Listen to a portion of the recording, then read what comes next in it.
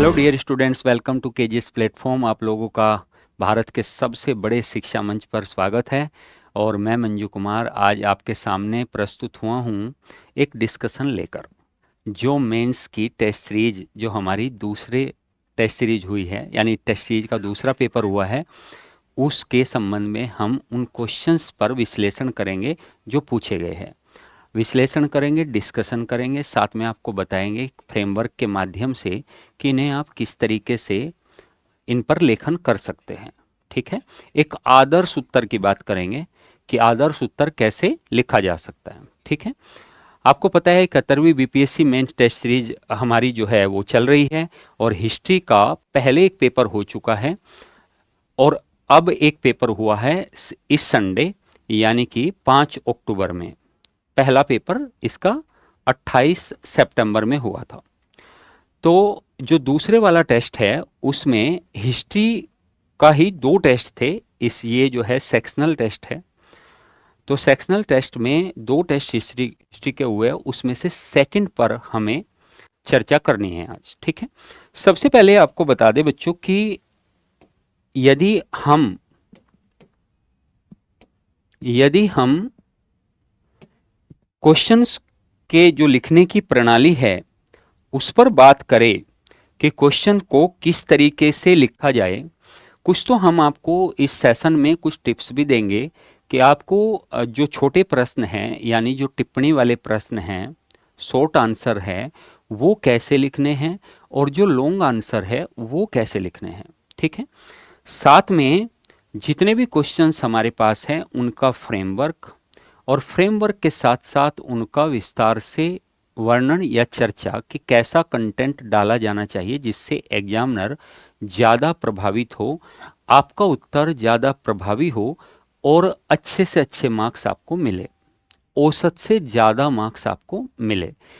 पूरा सेशन इसी बात पर केंद्रित रहेगा कि आप लेखन शैली को किस तरीके से और ज़्यादा बेहतर कर सकते हैं। ठीक है।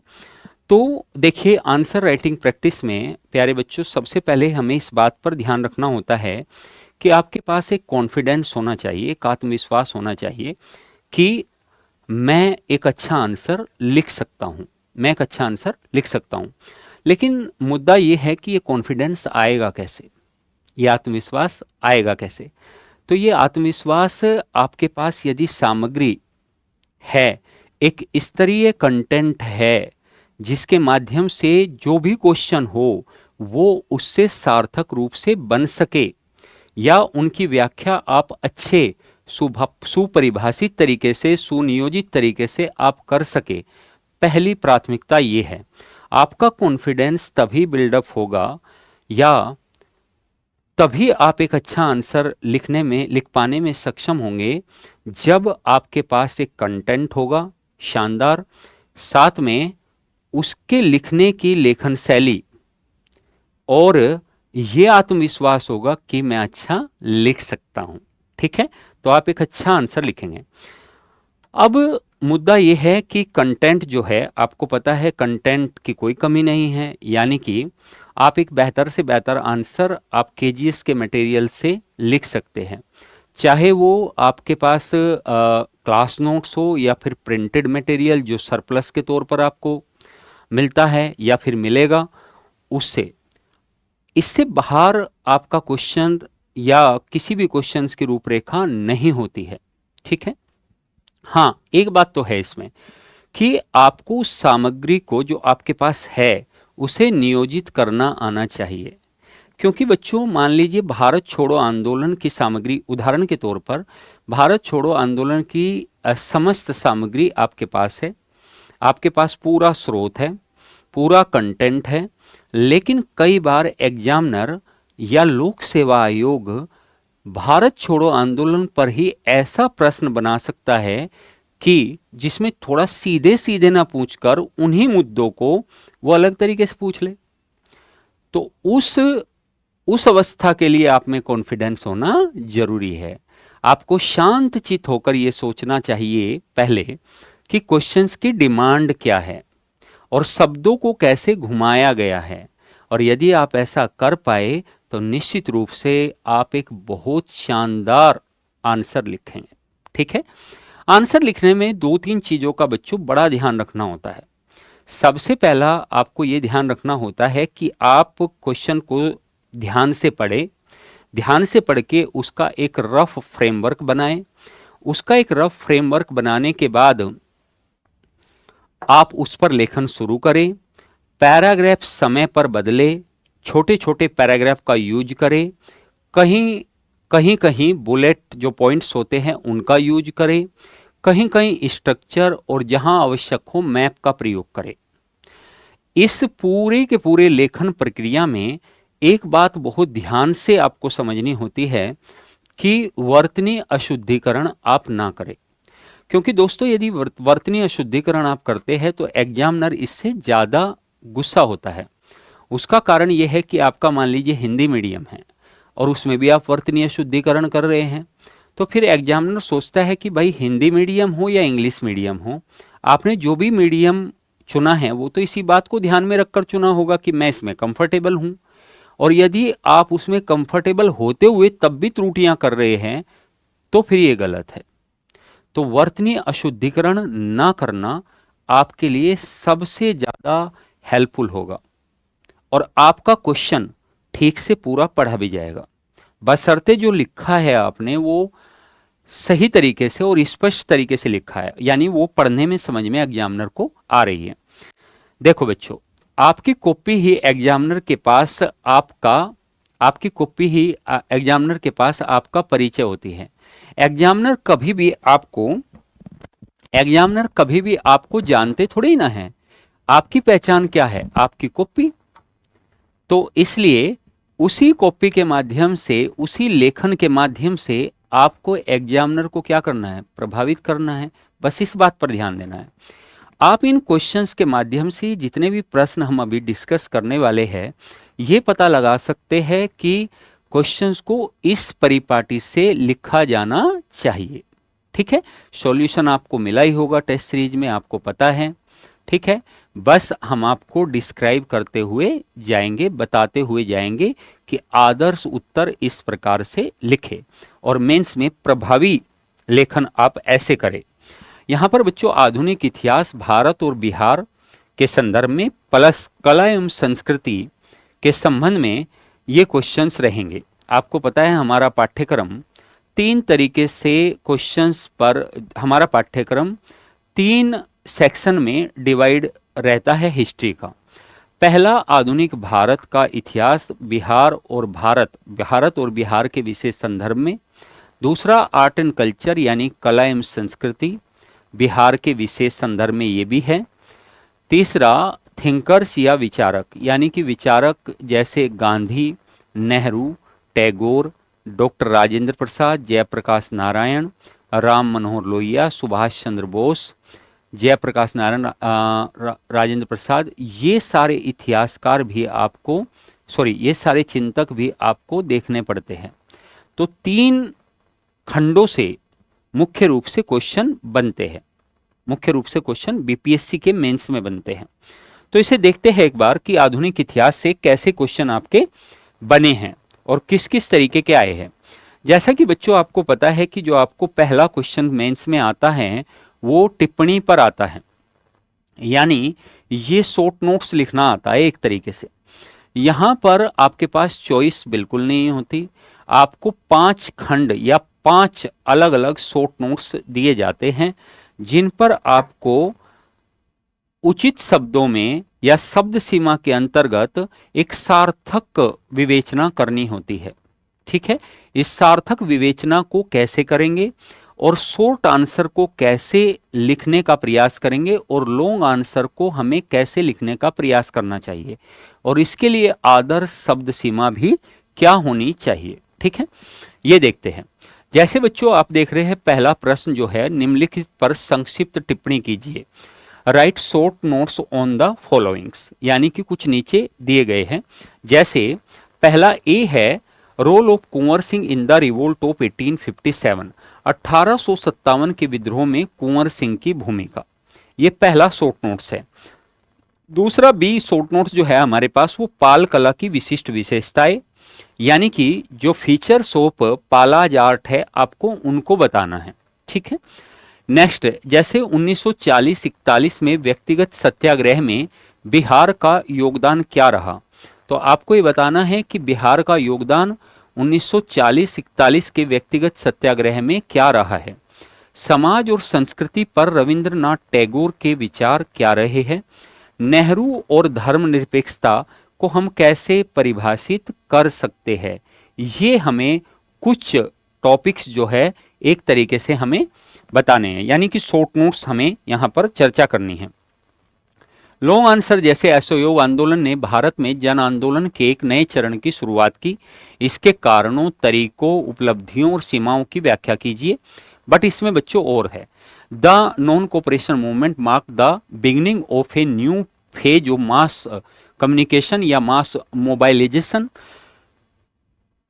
इन India, explain its causes, methods, achievements and limitations.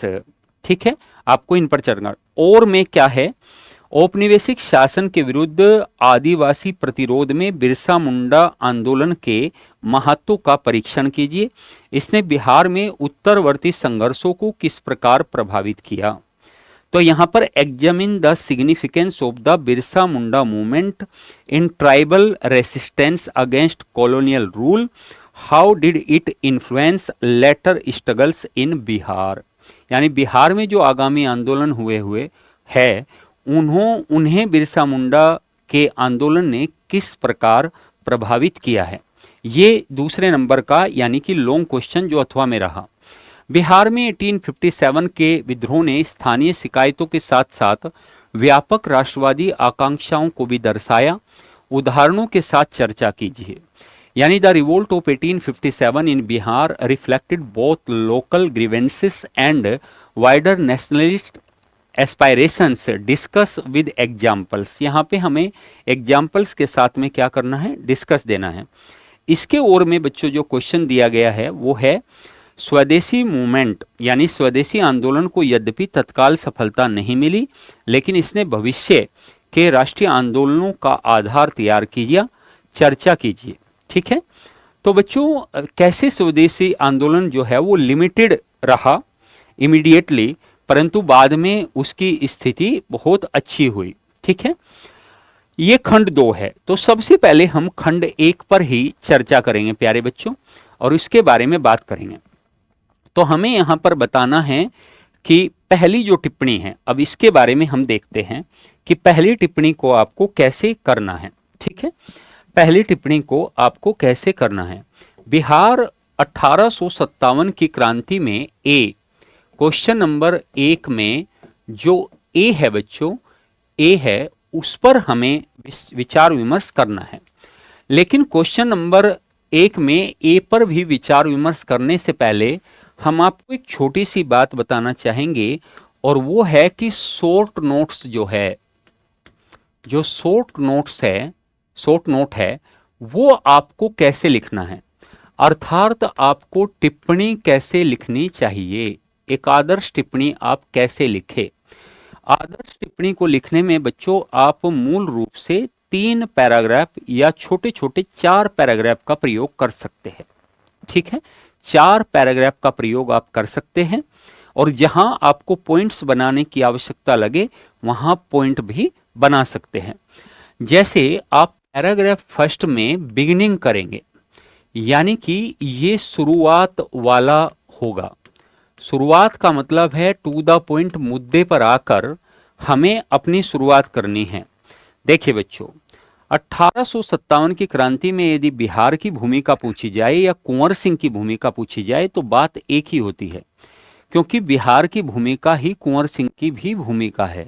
पहली बात तो ये, यानी role of Bihar, role of Kunwar Singh अलग अलग नहीं है, एक ही है। ठीक है, दूसरा तो आपको एक तो बिगिनिंग करनी है कि बिगिनिंग हम कैसे लिखेंगे। बिगिनिंग आपको करनी है कि कैसे हम इसे शुरू करेंगे। पार्ट 2 में, यानी कि पैराग्राफ 2 में, सॉरी बच्चों, इसमें आपको मेन बॉडी के बारे में बताना है। यानी ये पैराग्राफ तो लगभग 30 शब्दों का हो, लेकिन जो दूसरे वाला पैराग्राफ है वो लगभग 50 से 60 या फिर 70 वर्ड्स का भी हो सकता है। इतना बड़ा होना चाहिए। और तीसरे पैराग्राफ में बच्चों एक आपको एक विश्लेषण देना चाहिए, यानी कि एक तरीके से आपको उसके मूल्यांकन की बात करनी चाहिए, यानी उसका क्या वास्तव में लाभ हुआ और उसकी कमियों को भी एक्का दुक्का बताते हुए आप उसके लाभ और उसकी भूमिका पर चर्चा कर देंगे। तो ये कुल मिलाकर एक आदर्श तरीका है आपको शॉर्ट नोट्स को लिखने का। ठीक है, तो शॉर्ट नोट्स में जैसे अब आपके सामने पहला क्वेश्चन है, जैसे अब आपके सामने पहला क्वेश्चन है, यानी कि ए, क्वेश्चन नंबर 1 का पार्ट ए है बच्चों। ठीक है, ए में आपने लिखा है बिहार नहीं, 1857 की क्रांति में, 1857 की क्रांति में कुंवर सिंह की भूमिका में, कुंवर सिंह की भूमिका, कुंवर सिंह की भूमिका, ये आपको बताना है। ये आपका क्वेश्चन दिया गया है। ठीक है, अब देखते हैं कि कुंवर सिंह की भूमिका को हम किस तरीके से बता सकते हैं। ठीक है, तो हमने जैसा आपको प्यारे बच्चों बताया कि कुंवर सिंह की भूमिका ही बिहार की भी भूमिका है। यदि इस टिप्पणी में यह होता कि 1857 की क्रांति में बिहार की भूमिका क्या है, तो भी आप सेम आंसर, लगभग सेम आंसर आप करते। ठीक है, तो रोल ऑफ कुंवर सिंह की बात है यहां पे। क्या है बेटा? रोल ऑफ कुंवर सिंह की बात है यहां पर, रोल ऑफ कुंवर सिंह की बात है। तो यहां पर देखिए पहला पैराग्राफ जब आप शुरू करेंगे तो पहले पैराग्राफ में एक आप इंट्रोडक्शन पर आएंगे। किस पे आएंगे आप? एक इंट्रोडक्शन पर आएंगे, यानी जिसको हम बोलेंगे भूमिका। ठीक है, उसमें आप बताएंगे कि 1857 की क्रांति भारत में ब्रिटिश शासन के विरुद्ध सबसे सशक्त प्रतिक्रिया थी। 1857 या इस क्रांति का विस्तार भारत के बड़े भाग पर देखा गया। बिहार भी इससे अछूता नहीं रहा। बिहार में इस क्रांति की शुरुआत 12 जून में कहां से होती है? देवघर के रोहिणी गांव से होती है। ठीक है, और ये चर्बी लगे कारतूसों के प्रयोग के विरुद्ध एक सेना की रेजिमेंट में इसका विरोध दर्ज होता है, या इसका विरोध पहली बार दर्शाया जाता है। परंतु इस क्रांति में कुंवर सिंह की एंट्री कब होती है? यानी कि जुलाई 1857 में होती है। जुलाई 1857 में होती है, जो कि 25 जुलाई के आसपास है। ठीक है, कि एंट्री होती है, उसमें आपको बताएंगे। कुंवर सिंह ने 1857 की क्रांति में अति महत्वपूर्ण भूमिका निभाई, अति महत्वपूर्ण भूमिका निभाई। अब यहां आपको फिर यह बताना है कि बिहार में वास्तव में कुंवर सिंह ने किस तरीके से लोहा लिया। तो पहले आपने ये बता दिया भूमिका कि देखो बिहार में आंदोलन या बिहार में क्रांति कब प्रारंभ हुई, बिहार में क्रांति कब प्रारंभ हुई और उसका कारण क्या था तात्कालिक रूप से। ठीक है, बाकी तो सब कारण आपको पता ही है, लेकिन आपको सारे कारण बताने की यहां आवश्यकता नहीं है, क्योंकि शॉर्ट नोट्स का मतलब मेरे प्यारे बच्चों मैक्सिमम वर्ड्स 150 रहेंगे। मैक्सिमम बोल रहे हैं हम, इससे ज्यादा तो आप लिख ही नहीं सकते, मैक्सिमम वर्ड्स है। लेकिन आदर्श जो शब्द है वो हमारे हिसाब से 110 से 120 शब्दों तक आपको अपनी बात को समेटना है। ठीक है, अब बिहार में कुंवर सिंह की भूमिका क्या रही, तो फिर अब कुंवर सिंह की भूमिका को बताना शुरू करेंगे, यानी यहां से रोल ऑफ कुंवर सिंह बताएंगे, रोल ऑफ कुंवर सिंह आप बताएंगे। ठीक है, तो आप बताएंगे कि कुंवर सिंह ने क्या क्या रोल प्ले किया। पहली बात, ठीक है, पहली बात, भारी संख्या में लोगों को, भारी संख्या में लोगों को क्रांति से जोड़ा। लोगों को क्रांति से जोड़ा, क्रांति से जोड़ा, यानी कि एक संगठन उन्होंने तैयार किया। ठीक है, जहां 25 जुलाई में क्रांति में भाग लेने वालों की संख्या बिहार से 1000 थी, वहीं 30 जुलाई तक बढ़कर यह संख्या 10,000 हो गई। ये कुंवर सिंह की पहली भूमिका है। ठीक है, कि उन्होंने क्रांति से लोगों को जोड़ना शुरू कर दिया। दूसरी भूमिका कुंवर सिंह की यह है कि उन्होंने क्रांति को सफल बनाने के लिए और ब्रिटिशों के विरुद्ध एक युद्ध को जारी रखने के लिए गुरिल्ला युद्ध नीति का प्रयोग किया। गुरिल्ला युद्ध नीति का प्रयोग किया। गुरिल्ला युद्ध नीति का क्या किया? प्रयोग किया। गुरिल्ला युद्ध नीति का प्रयोग किया। फिर आप बताओगे कि कैसे? 5 चरणों में उन्होंने ब्रिटिशों के विरुद्ध संघर्ष किया। 5 चरणों में उन्होंने ब्रिटिशों के विरुद्ध संघर्ष किया, जिसमें से वैसे तो कुल मिलाकर कुंवर सिंह ने ब्रिटिशों के खिलाफ लगभग छोटी बड़ी 15 लड़ाइयां लड़ी, जिसमें से अधिकांश जीती।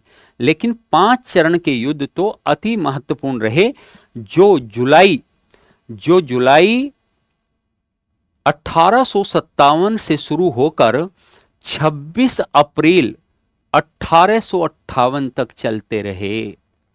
ठीक है, आप बताओगे कि 80 वर्ष की उम्र में, 80 वर्ष की आयु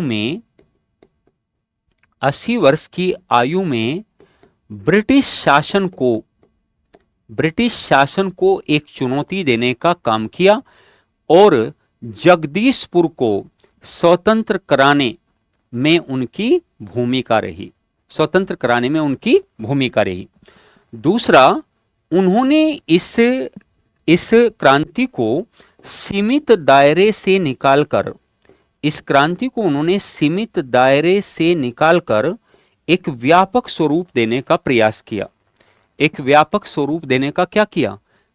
किया। ठीक है, उन्होंने इस क्रांति में न केवल कुशल नेतृत्व दिया, एक अच्छी योजनाबद्ध तरीके से लड़ाइयां लड़ी, बल्कि लोगों को भी बहुत बड़े पैमाने पर संगठित करने का काम किया। इतने लंबे समय तक लोगों को एक क्रांति के साथ संगठित रखा जाना और लगातार ब्रिटिशों को चुनौतियां देना, ये साधारण कार्य नहीं था, लेकिन कुंवर सिंह ने इसे कर दिखाया। ठीक है, तो आप ये सब उनके योगदान बताओगे। और फिर बच्चों आप बताओगे पैराग्राफ 3 में आकर कि कुंवर सिंह की मृत्यु के बाद भी अमर सिंह के नेतृत्व में 1857 की क्रांति जीवित रही। कुंवर सिंह ने क्रांति को निश्चित रूप से एक विशेष आधार दिया। हालांकि कुंवर सिंह इसको बहुत बड़े स्तर पर या इसके मुद्दे को राष्ट्रीय मुद्दे के रूप में परिवर्तित नहीं कर पाए, इसे व्यापक स्वरूप दे पाए, लेकिन बड़े मुद्दे के रूप में विस्तारित नहीं कर पाए।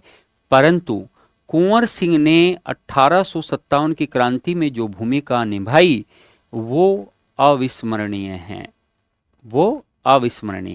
तो आप इस तरीके से करके कुंवर सिंह की भूमिका को आप बता दोगे। यानी कि यहां पर आप चीजों को क्या करोगे? एक तरीके से कंक्लूड करोगे, या एक तरीके से मेरे प्यारे बच्चों क्या कर दोगे? निष्कर्ष के तौर पर कर दोगे। ठीक है, तो ये कुंवर सिंह की भूमिका है। कुंवर सिंह का योगदान भी यही है 1857 की क्रांति में। तो आपको क्लासरूम में भी 7-8 योगदान आपको करके लिखवाए थे। आप चाहे तो पॉइंट आउट करके उन सारे योगदानों को बता सकते हैं। ठीक है, चाहे वो गुरिल्ला युद्ध नीति हो, चाहे वो कुशल नेतृत्व हो, चाहे वो ब्रिटिश या आधुनिक हथियारों को बनाने के लिए एक आर्सेनल या आधुनिक शस्त्रागार के निर्माण की बात हो, या फिर आंदोलन को व्यापक स्वरूप देने की बात हो, है ना, या फिर 80 वर्ष की आयु में 15 लड़ाइयों में से ज़्यादा लड़ाइयाँ जीतने का काम हो। ठीक है, लंबे समय तक आंदोलन से लोगों को जोड़ने का कार्य और उसे बनाए रखना हो, तो ये योगदान मुख्य रूप से किसके रहे? कुंवर सिंह के रहे। किसके रहे? कुंवर सिंह के रहे। अब जैसे प्यारे बच्चों दूसरा यदि हम क्वेश्चन की बात करें तो दूसरा क्वेश्चन देखिए आपको क्या दिया हुआ, बी। यहाँ पर है पाल कला की विशिष्ट विशेषताएं बताइए। तो देखो बच्चों, इसके बारे में आपको एक अलग तरीके से विवेचना करनी पड़ेगी। जैसे द फीचर्स ऑफ पाला आर्ट, यानी या special features of, main features of पाला आर्ट, मेन फीचर्स ऑफ पाला आर्ट, यानी पाल आर्ट की मुख्य विशेषताएं या पाल कला की मुख्य विशेषताएं, पाल कला की मुख्य विशेषताएं, मुख्य क्या करोगे? विशेषताएं, विशेषताएं।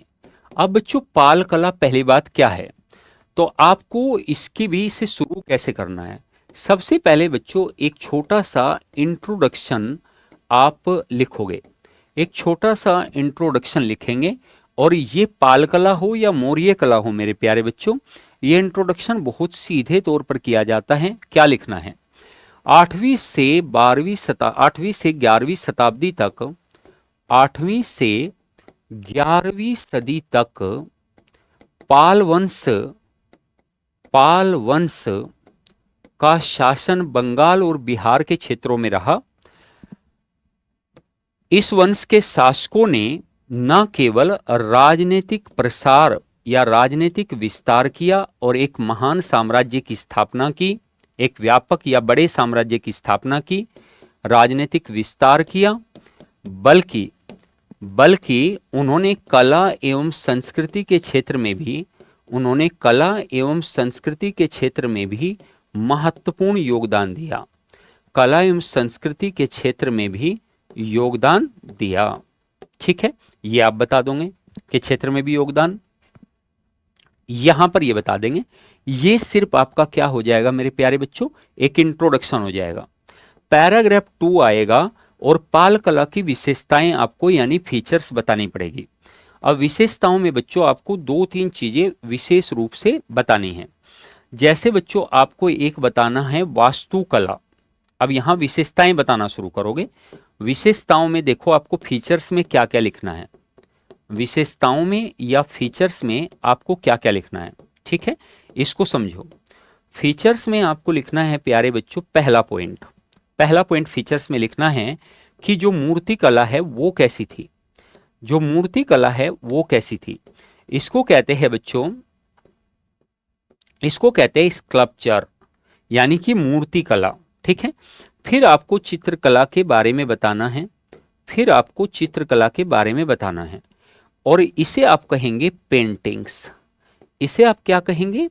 पेंटिंग्स। फिर आपको उसके बाद किसके बारे में बताना है? वास्तुकला, यानी कि आपको बताना है स्थापत्य कला के बारे में। देखो बेटा सारी विशेषताएं हैं, स्थापत्य कला के बारे में बताना है। इसको स्थापत्य कला को बेटा बोलेंगे आर्किटेक्चर। क्या बोलेंगे बेटा?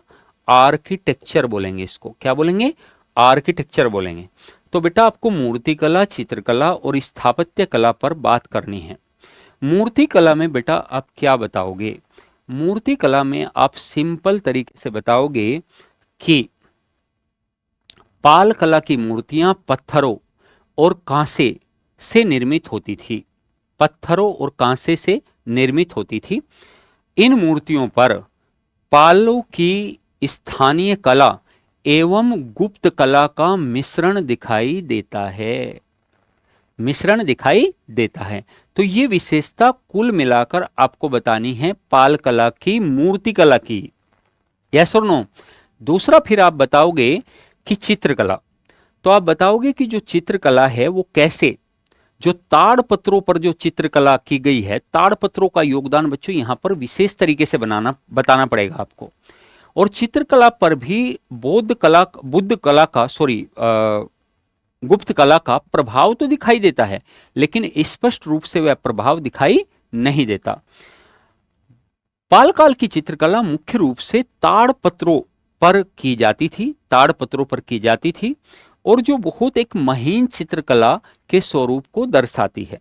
ठीक है, आप इसको ऐसे विस्तार देंगे, यानी कि चित्रकला को बताएंगे।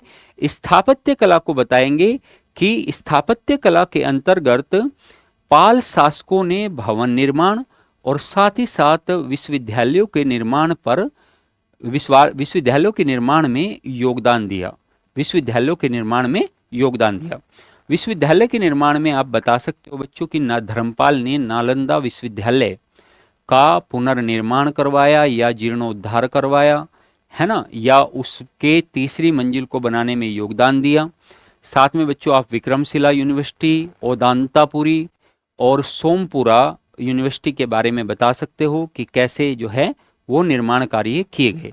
तो वास्तुकला बता सकते हो। वास्तुकला तीनों फीचर्स को बताएंगे बेटा, तीनों फीचर्स को बताएंगे, मूर्तिकला, चित्रकला और स्थापत्य कला।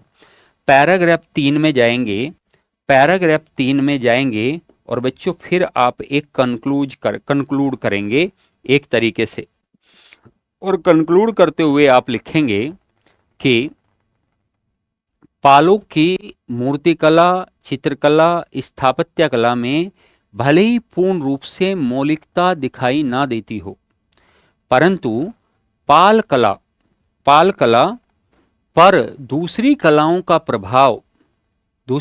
का प्रभाव यह सिद्ध नहीं करता कि पाल कला में कुछ ऐसे तत्व मौजूद रहे जो कि सबसे अलग थे, जैसे ताड़ पत्रों पर चित्रकारी, और वो भी महीन चित्रकारी के रूप में विशेष कला को दर्शाती है।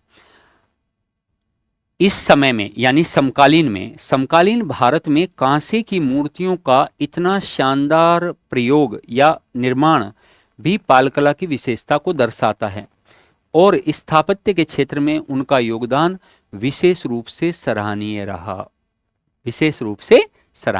तो आप इसे करके बता सकते हो। ठीक है, यहां पर बच्चों कमियां बस आप एक ही बताओगे कि पूर्ण रूप से मौलिक कला नहीं है, कहीं कहीं गुप्त कला का प्रभाव इस पर दिखाई देता है। ठीक है, अब ये बताने के बाद आप फिर आओगे बेटा व्यक्तिगत सत्याग्रह के बारे में। अब यहां पर तीसरी टिप्पणी है मेरे प्यारे बच्चों, इंडिविजुअल सत्याग्रह। क्या है? ये सी है, और इसको हम कहेंगे इंडिविजुअल सत्याग्रह। इंडिविजुअल सत्याग्रह, इसे हम कहेंगे व्यक्तिगत सत्याग्रह।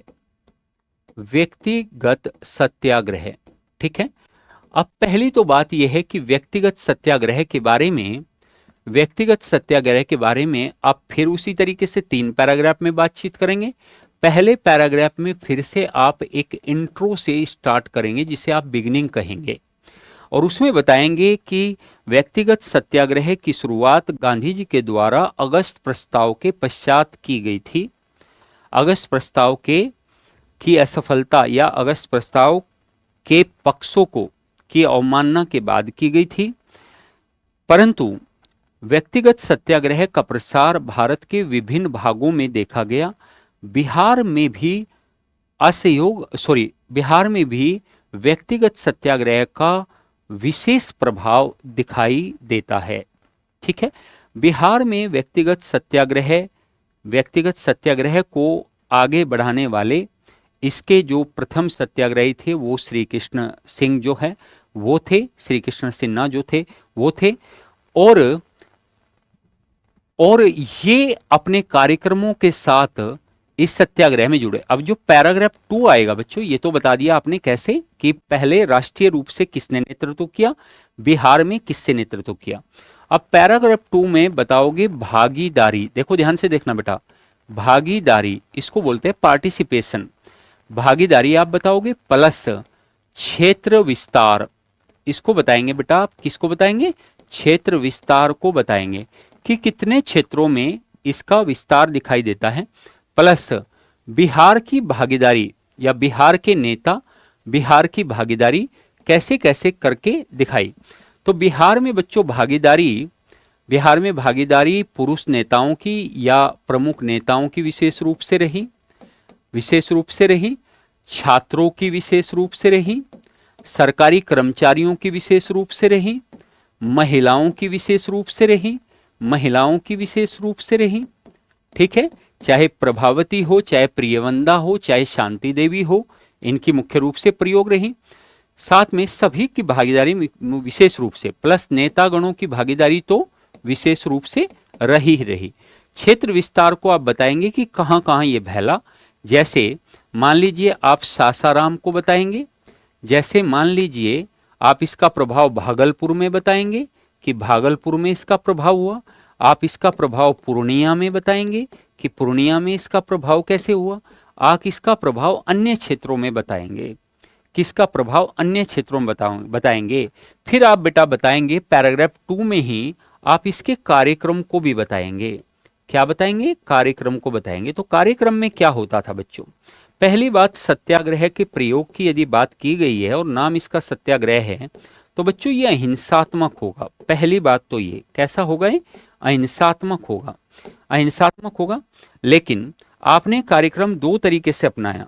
आप सभाएं आयोजित करते हैं, आप सभाएं आयोजित करते हैं, सभाओं को संबोधित करते हैं, राष्ट्रीय जागरूकता और ब्रिटिश नीतियों के खिलाफ बोलते हैं। ये सारे काम आप अपने कार्यक्रमों में करते हैं, अपने कार्यक्रमों में करते हैं। और क्षेत्रीय विशेष पर क्षेत्रीय नेताओं का प्रभाव आपको दिखाई देता है। बेटा यहां पर क्षेत्र के नेताओं को जरूर लिखेंगे। सासाराम से कौन, तो पूर्णिया से कौन, तो भागलपुर से कौन, सब नेताओं को बताओगे। महिला नेताओं ने क्या क्या काम किया ये बताओगे। लास्ट में बच्चों कंक्लूड करते हुए बताओगे कि व्यक्तिगत सत्याग्रह में बिहार की भागीदारी को विशेष स्तर पर देखा जा सकता है। गांधीवादी अन्य आंदोलनों की तरह ही इस सत्याग्रह में भी बिहार की भूमिका विशेष रूप से रही या विशेष रही, ये भी कह सकते हो उसकी अपेक्षा।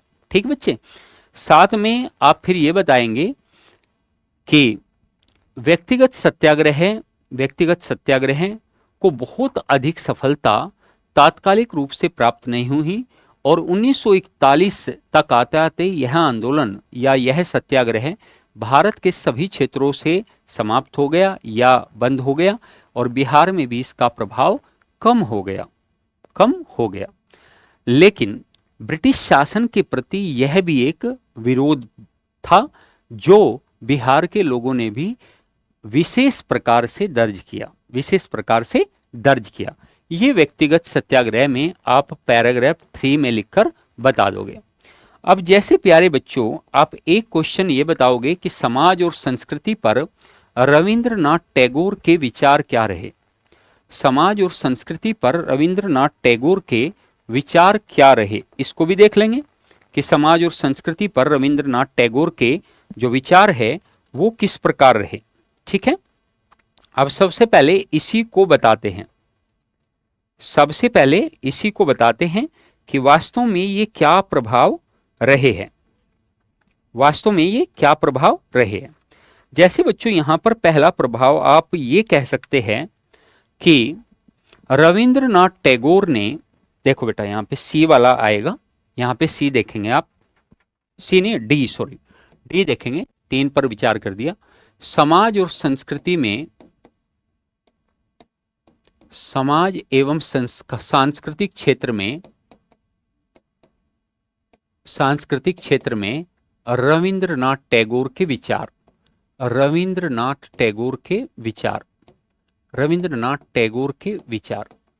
पहले तो बच्चों रविंद्रनाथ टैगोर का एक विशेष रूप से पहले पैराग्राफ में एक परिचय देंगे और बताएंगे कि रविंद्रनाथ टैगोर कैसे बहुमुखी प्रतिभा के धनी थे। और उन्होंने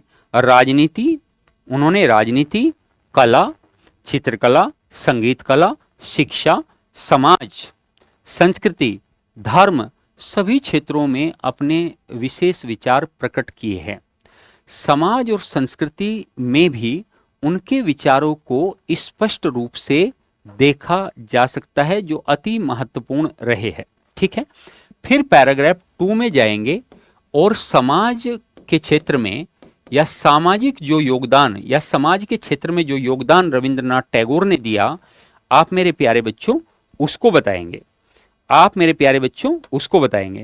अब क्या क्या योगदान दिया है, यदि इस पर बात करें, हम क्या क्या योगदान दिया है यदि इस पर बात करें तो आप क्या बता सकते हैं?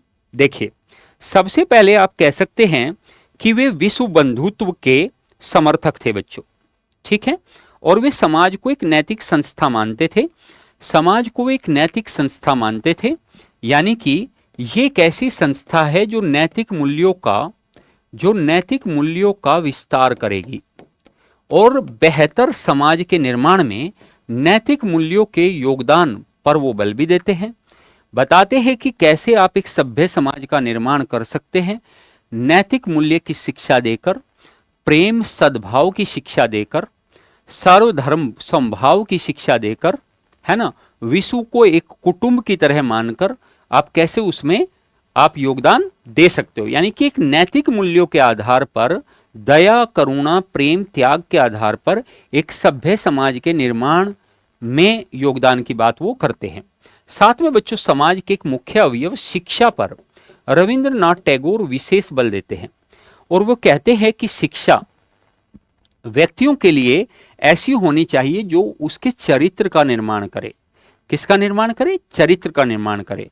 शिक्षा का उद्देश्य प्रमुख रूप से यह होना चाहिए कि हम चारित्रिक रूप से सुदृढ़ व्यक्ति बनाएं, ठीक है। फिर संस्कृति के क्षेत्र में यदि आप देखें, इसी में यहां पर फिर संस्कृति के क्षेत्र में आप योगदान देखेंगे कि संस्कृति के क्षेत्र में योगदान क्या है।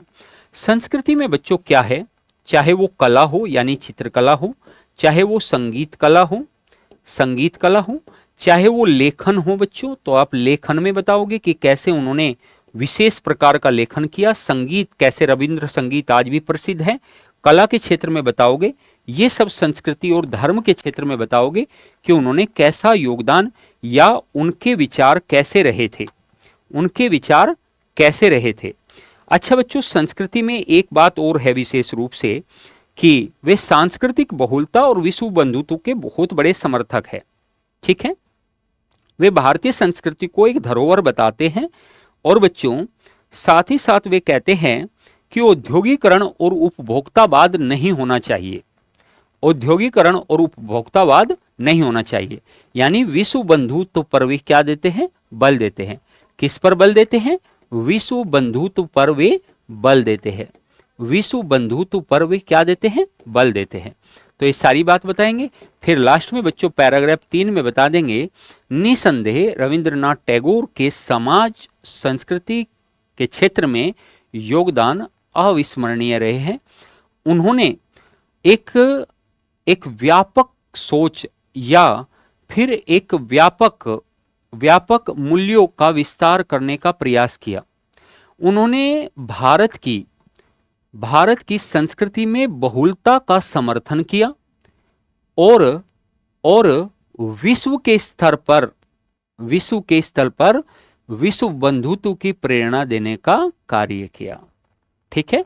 तो वे इसके समर्थक थे बच्चों। तो आपको 2-3 पॉइंट पकड़ने हैं इसमें कि विश्व बंधुत्व की बात करते हैं, सांस्कृतिक बहुलता के समर्थक है, सबके मिलजुल कर रहने के क्या है? समर्थक है। तो ये बच्चों वो बात करते हैं, ठीक है।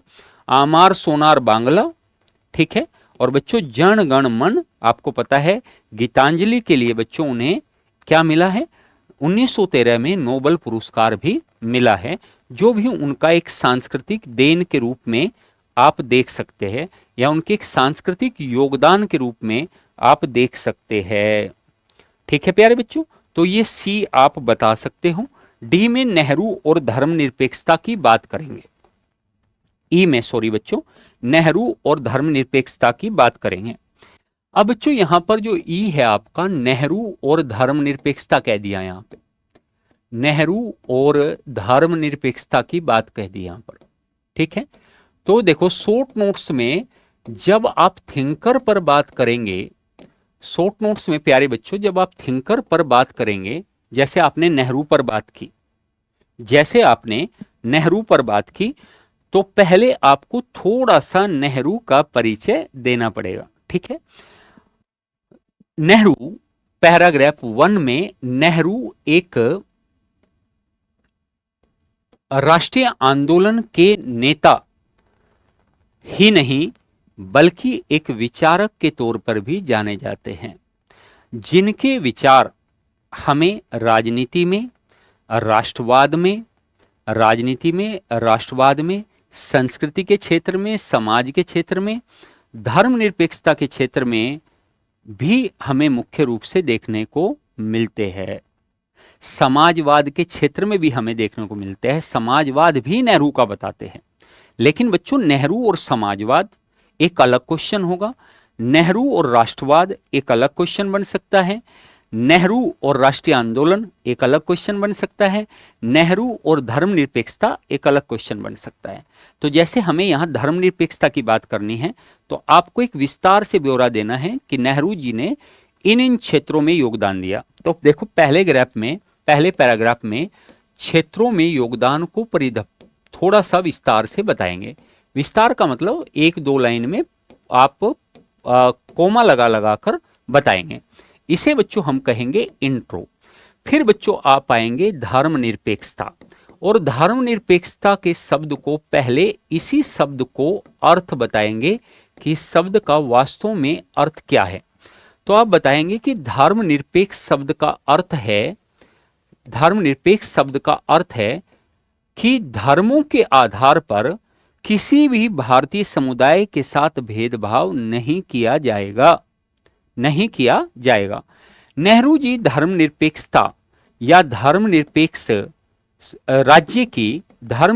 राज्य की वकालत करते हैं, और वो कहते हैं कि भारत में सभी संस्कृतियां अपने अपने आचार विचार और मूल्यों के साथ प्रेम और सद्भावपूर्ण तरीके से रह सकती है, और ये भारतीय संस्कृति की एक विशिष्ट पहचान है। पहचान है। अपनी पुस्तक भारत की खोज में भी, डिस्कवरी ऑफ इंडिया में भी, पंडित जवाहरलाल नेहरू भारतीय धर्मनिरपेक्षता की विवेचना करते हैं और उसकी सराहना करते हैं, और बताते हैं कि भारत एक ऐसा देश है जिसमें विभिन्न संस्कृतियां एक साथ मिलकर रहती हैं, अर्थात वे बहुसांस्कृतिक वातावरण के क्या है प्यारे बच्चों, समर्थक है। बहुसांस्कृतिक वातावरण का समर्थक वो कभी नहीं हो सकता बच्चों जो धर्मनिरपेक्षता के मूल्य में विश्वास ना करता हो। नेहरू जी धर्मनिरपेक्षता के बारे में बताते हुए बात यह भी कहते हैं कि धर्मों से निरपेक्ष रहना तो संभव नहीं है, लेकिन पंथों से निरपेक्ष रहकर हम एक आदर्श समाज और एक आदर्श राष्ट्र का निर्माण कर सकते हैं, जो बहुसांस्कृतिक राष्ट्र के रूप में होगा। ठीक है, जो बहुसांस्कृतिक राष्ट्र के रूप में होगा। नेहरू जी बच्चों हमें इस बात को मुख्य रूप से क्या करते हैं, बताते हैं। ठीक है, मुख्य रूप से हमें क्या करते हैं, बताते हैं। नेहरू के अनुसार बच्चों धर्मनिरपेक्षता एक ऐसी प्रणाली है जिसमें भारत के सभी धर्मों को बराबर का दर्जा मिले या स्वतंत्रता मिले, और किसी भी धर्म का तुष्टीकरण ना किया जाए, किसी भी पंथ का तुष्टीकरण ना किया जाए, बल्कि प्रेम और सद्भाव के आधार पर हम सभी समुदायों का सम्मान करें।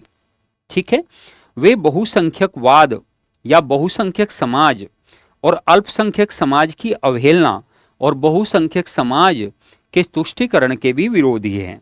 अर्थात वे कहते हैं कि बहुसंख्यक को, यानी कि जो संख्या में ज्यादा हैं, अल्पसंख्यकों के तमाम नियमों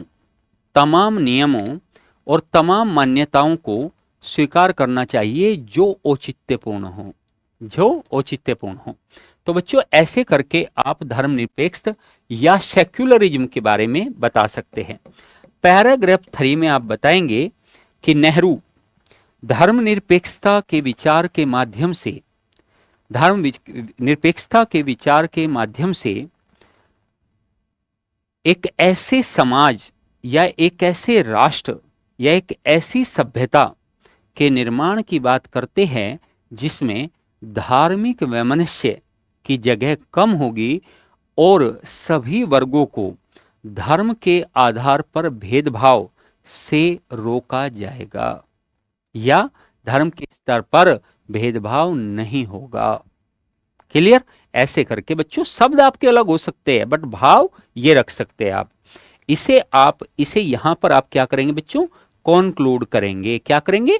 कंक्लूड करेंगे। ठीक है, ऐसे करके। तो अब जैसे बच्चों जैसे अब आपका असहयोग आंदोलन ने भारत में जन आंदोलनों के एक नए चरण की शुरुआत की। इसके कारणों तरीकों तरीकों कारणों तरीकों तरीकों यानी मेथड, ढंग, ठीक है, प्रक्रिया, ठीक है, उपलब्धियों और सीमाओं की व्याख्या कीजिए। देखो बेटा कितनी सारी चीजें पूछती, कितनी सारी चीजें पूछती। पहली बात बड़ा क्वेश्चन है, नॉन कोऑपरेशन मूवमेंट बच्चों, द नॉन कोऑपरेशन मूवमेंट, ध्यान दो, mark the beginning of a new phase of mass revolution या मास मूवमेंट्स। ठीक है, तो हमें इस पर बात करनी है। अब देखो बच्चों ये क्वेश्चन बड़ा ही अच्छा है बच्चों, बहुत अच्छा ये क्वेश्चन है और इसको आप बहुत आसान तरीके से बस आप ये पकड़ो कि असहयोग आंदोलन ने भारत में जन आंदोलनों के एक नए चरण की शुरुआत की। पहले तो हमें इसी पर बात करनी है कि नए चरण की शुरुआत कैसे की, इसके कारण, फिर इसके कारण बताने हैं, इसके तरीके, वर्क मेथड बताना है, इसकी उपलब्धियां क्या हमें मिला ये बताना है, इसकी सीमाएं क्या हमें सीमाएं रही ये बताना है। ठीक है बच्चों, तो एक एक करके इन मुद्दों पर हमें बात करनी है। कुल मिलाकर कितने मुद्दों पर बात करनी है इसको पहले आपको विस्तार के साथ प्यारे बच्चों हम बताते हैं। जैसे जैसे ये क्वेश्चन नंबर कितना है बच्चों? ये क्वेश्चन नंबर 2 है आपका। ये क्वेश्चन नंबर क्या है बेटा? 2 है आपका।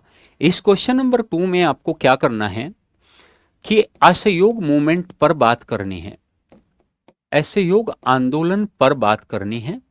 यानी बच्चों आप इसे कह सकते हैं एनसीएम, कह सकते हैं एनसीएम, यानी नॉन कोऑपरेशन, यानी नॉन कोऑपरेशन मूवमेंट बच्चों आप इसे कह सकते हैं।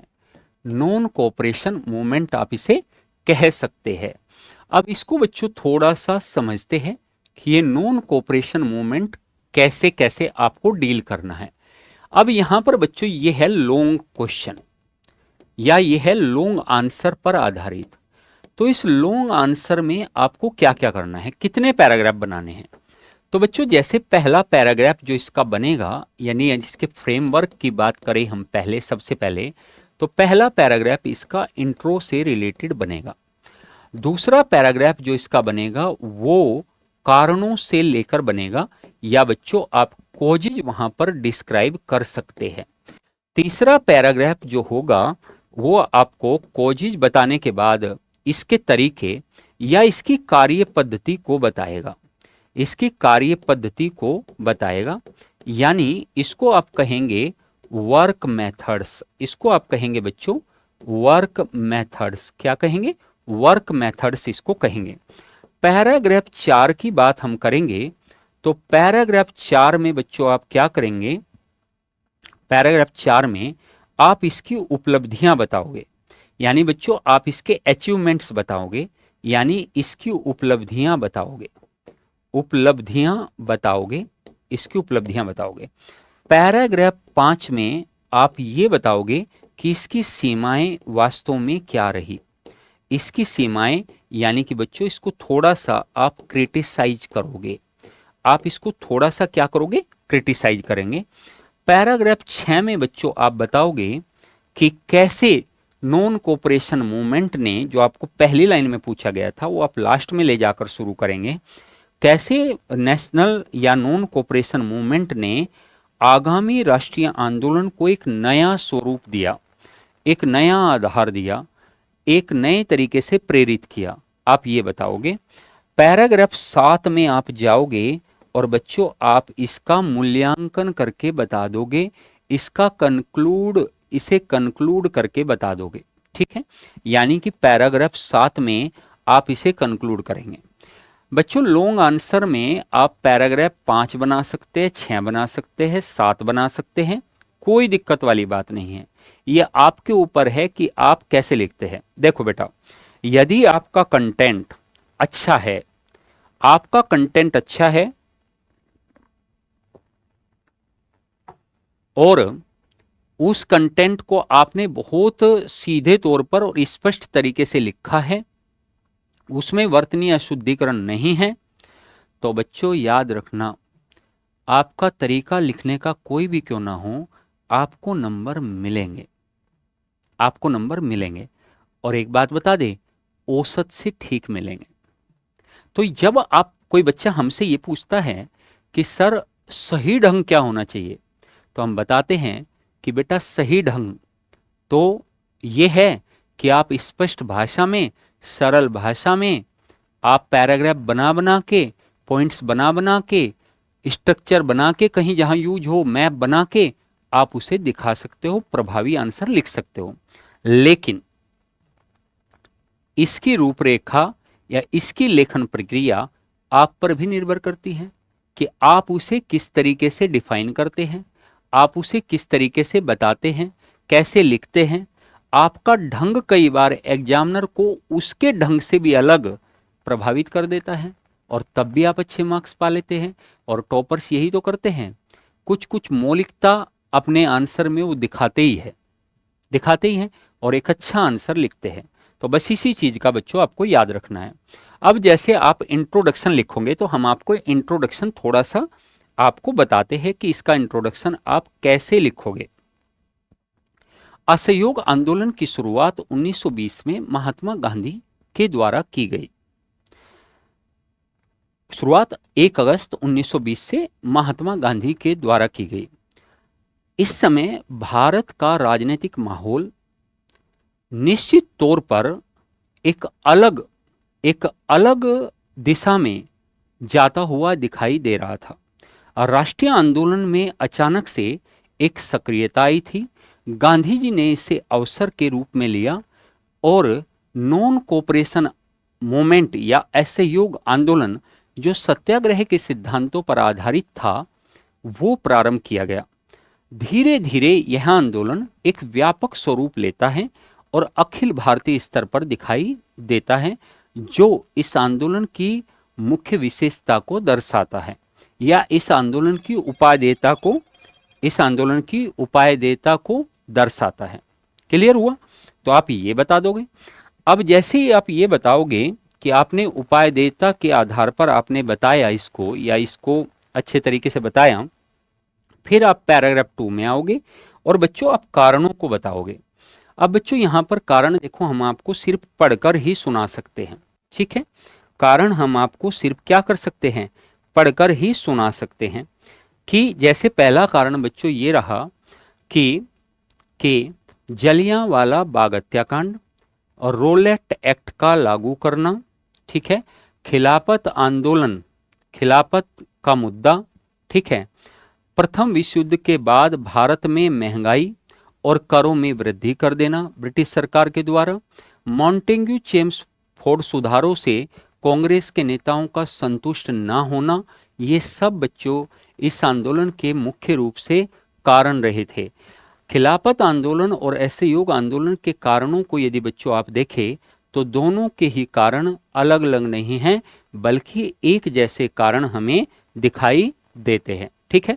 तो ऐसे आप कारण बता देंगे बेटा, हम ज़्यादा इसमें लिख नहीं रहे हैं लेकिन आपको कारण पता है। पैराग्राफ 3 में जाएंगे और आप कार्य पद्धति बताएंगे। गांधी जी ने बच्चों कैसे नागपुर अधिवेशन में कार्य पद्धति को परिभाषित करते हुए इसके कार्यक्रम को 2 भागों में विभाजित किया। इसके कार्यक्रम 2 भागों में विभाजित हुए, जिसमें से बच्चों पहला जो कार्यक्रम है वो सकारात्मक कार्यक्रम है और दूसरे जो कार्यक्रम हैं प्यारे बच्चों वो नेगेटिव या नकारात्मक कार्यक्रम हैं। नकारात्मक कार्यक्रम हैं। सकारात्मक कार्यक्रम क्या है बच्चों?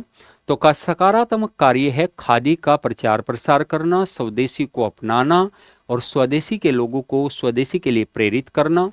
दूसरा, कांग्रेस का विस्तार करना, 300 अखिल भारतीय कांग्रेस समिति को गठित करना, ठीक है। तीसरा, भारतीय जनता में ब्रिटिश शासन की नीतियों को बताना, साथ में उन्हें अपने भाषणों और स्ट्राइक्स के माध्यम से सत्याग्रह के नियमों को बताकर उसके लिए उन्हें तैयार करना, ठीक है। सत्य और अहिंसा का विशेष रूप से प्रयोग करना। नकारात्मक कार्यक्रम की बात करोगे तो नकारात्मक कार्यक्रमों में सरकारी पदों से इस्तीफा देना, करों का बहिष्कार करना, बॉयकॉट यानी कि विदेशी वस्तुओं का बहिष्कार करना, ये सब क्या है? इस्तीफा देना, कार्यपालिका और न्यायपालिका का बहिष्कार करना।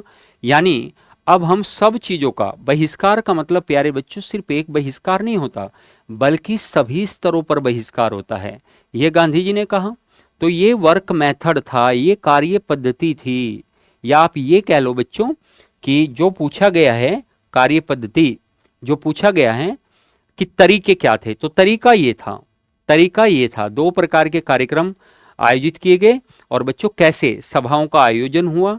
सत्याग्रह के सिद्धांतों का पहली बार बच्चों भारत में इतने व्यापक स्तर पर प्रभाव देखने को मिल रहा था और सत्याग्रह के सिद्धांत आगे बढ़ते हुए दिखाई दे रहे थे।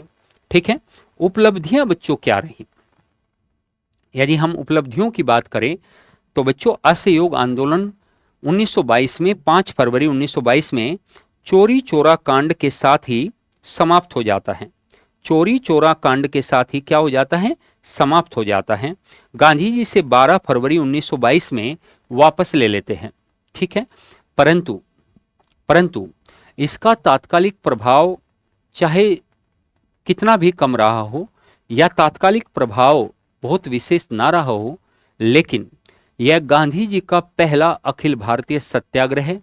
सत्य और अहिंसा के सिद्धांतों के साथ इतना बड़ा आंदोलन, जन भागीदारी, मुख्य रूप से व्यापक स्तर यानी कि क्षेत्रों में प्रसार हमें देखने को मिला। हिंदू मुस्लिमों में विशेष रूप से एकता हमें देखने को मिली। तो ये सब क्या है? उपलब्धियां हैं और आगामी आंदोलनों को एक प्रेरणा के रूप में असहयोग आंदोलन को देखा जा सकता है कि देखो सत्याग्रह का प्रयोग करके भी आंदोलनों को किस प्रकार स्थायित्व दिया जा सकता है या उन्हें वृद्धता या व्यापक स्वरूप दिया जा सकता है, इसका दिखाया। सभी जो कम्युनिटी थी बच्चों, सभी जो समुदाय थे वो इससे कैसे जुड़े, आपको ये बताना है उपलब्धियों में।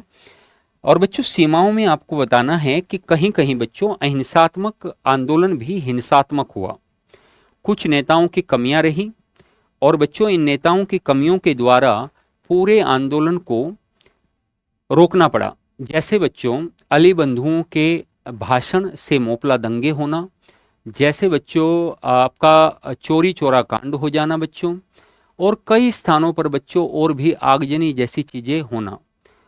यानी आंदोलन को इनसे जनता बचा सकती थी।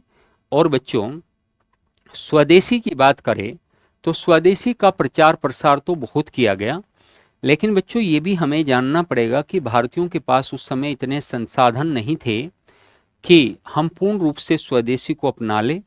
और बहुत बड़ा वर्ग बच्चों ऐसा भी था जो कुछ क्षेत्र भारत के जो असहयोग आंदोलन से नहीं जुड़े। इसका ज़्यादातर प्रभाव बच्चों हमें देखने को मिलता है उत्तर भारत में, साउथ इंडिया में इसका प्रभाव हमें कम देखने को मिलता है। ये इसकी सीमाएं हैं बच्चों। अब यदि बात करेंगे कि पैराग्राफ 6 में एनसीएम ने कैसे बच्चों दूसरों के लिए प्रेरणा दिया या कैसे एक आधार दिया, तो आप कह सकते हैं कि गांधीवादी आंदोलनों से पहले या असहयोग आंदोलन से पहले जो आंदोलन कांग्रेस के द्वारा लाए गए थे, उन आंदोलनों में इतनी सक्रियता, इतनी बड़ी व्यापक जनभागीदारी, इतने बड़े क्षेत्रों पर उनका विस्तार और इस तरीके से सत्याग्रह का विशेष प्रयोग देखा नहीं गया था। असहयोग आंदोलन के साथ करोड़ों लोगों का जुड़ना, गांधी जी के सिद्धांतों को मानकर चलना, उनके आदर्शों को मानना, स्वदेशी में चरखों का वितरण और खादी पर आश्रित होना, ये कुछ ऐसे सिद्धांत थे जो ब्रिटिश सरकार को घुटनों पर लेकर आए और इसने आगामी होने वाले आंदोलन के पूरे स्वरूप को ही बदल दिया या परिवर्तित कर दिया। ऐसे बताओगे, कंक्लूड करोगे, निसंदेह असहयोग आंदोलन अपने अभीष्ट उद्देश्य को प्राप्त करने में सफल नहीं हो पाया, परंतु इसमें कोई दो राय नहीं है कि यह एक विशाल बड़ा आंदोलन था जिसने पूरे भारत पर प्रभाव छोड़ा और सभी वर्गों की भागीदारी सुनिश्चित की, लगभग सभी वर्गों की भागीदारी सुनिश्चित की। सत्याग्रह के सिद्धांतों का सफलतम प्रयोग हुआ। यदा कदा या इधर उधर यहाँ कहाँ बच्चों विभिन्न स्थानों पर हिंसात्मक गतिविधियां देखने को मिली, लेकिन व्यापक स्तर पर देखें तो आंदोलन अहिंसात्मक रहा। लंबी अवधि तक इतने बड़े आंदोलन को लंबी अवधि तक जीवंत बनाए रखना, ये इसके विशेष योगदान हैं जो आगामी आंदोलनों को भी प्रेरित करते हुए दिखाई देते हैं। ये लिखोगे बच्चों आप नॉन कोऑपरेशन मूवमेंट में। ये आपका क्या है? आदर्श उत्तर है, आइडियल आंसर है।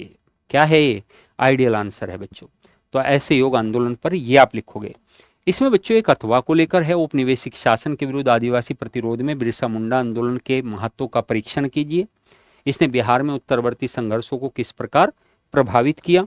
तो बच्चों देखो आप इसमें भी विशेष रूप से देख सकते हैं। मुंडा आंदोलन का महत्व है, और में करके क्वेश्चन नंबर 2 ही है बच्चों। और में करके ये क्वेश्चन नंबर क्या है? 2 है बच्चों। और बिरसा मुंडा का जो आंदोलन है, सॉरी बच्चों, बिरसा मुंडा का जो आंदोलन है बच्चों, वो यहाँ पर मुख्य रूप से आपको देना है। बिरसा मुंडा का आंदोलन आपको चर्चा करनी है बच्चों। बिरसा मुंडा इस बार 71वीं बीपीएससी के लिए मेंस में आपके लिए इम्पोर्टेंट भी है, ठीक है। यहाँ पर इसका महत्व बताना है और उत्तरवर्तियों के लिए कैसे ये प्रेरणा स्रोत बना, आपको ये भी बताना है।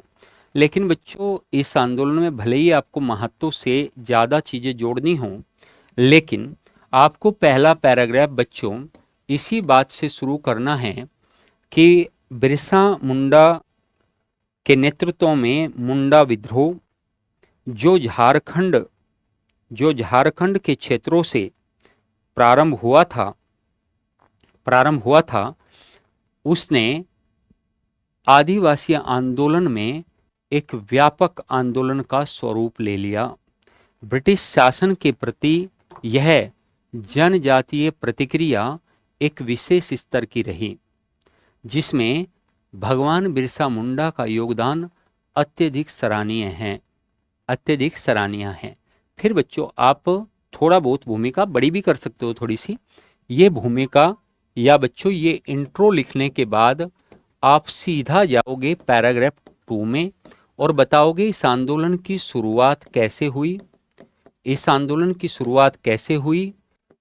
कहाँ हुई, नेता कौन था, ठीक है, कहाँ हुई, नेता कौन था, कब हुई, शुरुआत कहाँ हुई, नेता कौन था, कब हुई, इसका विस्तार कहाँ कहाँ हुआ, ठीक है। फिर आप बच्चों पैराग्राफ 3 में आकर बताओगे कि इसका महत्व या बच्चों इसका इम्पोर्टेंस क्या रहा,